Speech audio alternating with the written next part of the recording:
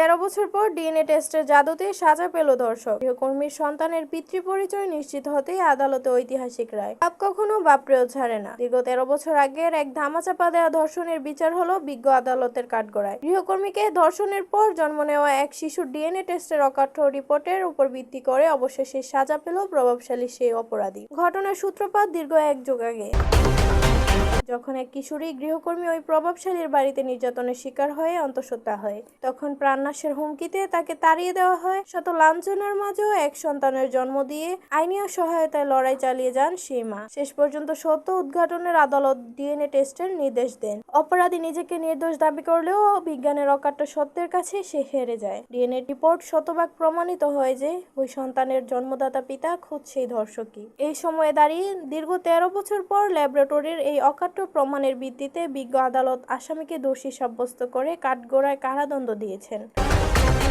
এবং সন্তানের ভরণ পোষণের দায়িত্ব আসামির সম্পত্তির উপর অর্পণের ঐতিহাসিক রায় ঘোষণা করেছে। দীর্ঘ 13 বছর পর ডিএনএ টেস্টের মাধ্যমে সহায় গৃহকর্মীর এমন ঐতিহাসিক ন্যায় বিচার